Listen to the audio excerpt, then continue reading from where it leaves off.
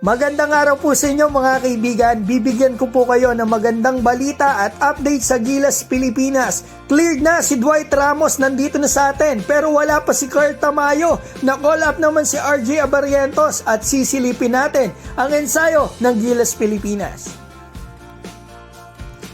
Iilang araw na mga kaibigan, dadayo na ang ating Gilas Pilipinas doon sa Qatar para nga po dito sa Doha International Cup kung saan makakalaban natin mula dito sa February 15 hanggang 17 ang Qatar, Lebanon at ang Egypt. So ito na ang update natin mga kaibigan. May bago tayong hugot dito para kumumpleto sa ensayo, makatulong sa Gilas. Etong si Ralph Koo at eto nga si RJ Abarientos. So eto na mga kaibigan ang magandang balita at updates natin sa Gilas Pilipinas. Eto, nagdatingan na po mga players natin sa Inspire Sports Academy. Ito yung pinost nila ng mga nagdatingang players natin para sa 2 days na ensayo nila dito. Mga kaibigan, yan, nakikita natin yung mga players at nakikita rin natin kung sino yung wala pa dito sa pinost nila. Ang maganda, eto, nakita natin nandito si AJ Edu at Dwight Ramos. Eto ay na-injured nung nakarang araw pero magandang balita ay eto, nilinaw ng kanyang team na walang dapat ipaglala sa natamong injury ni Dwight nitong nakarang araw. So eto mga kaibigan, silipin po natin ang ensayo ngayong araw ng Gilas Pilipinas.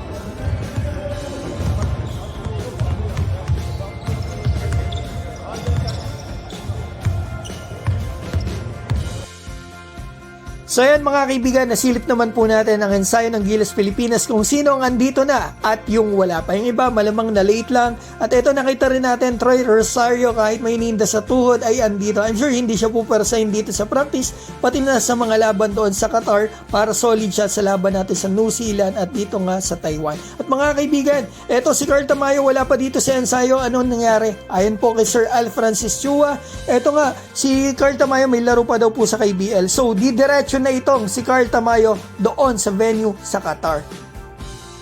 At pagkatapos po ng laban ng Gilas doon sa Qatar ay uuwi muna pala sila ng Pilipinas para magpahinga bago lumipat ulit dito sa laban nila sa Taiwan sa February 20 at susundan po yan ang laban ng Gilas sa New Zealand sa February 23. Kaabang-abang ang mga laban na ito mga kaibigan. Kapag tinalo natin dito ang New Zealand ay sigurado wala na po silang masasabi talaga kasi sa kanila pa mismo ang laban. So yan mga kaibigan, ang mabilis na balita at updates po natin sa Gilas Pilipinas. Maraming salamat po sa inyong suporta. Mabuhay po kayo.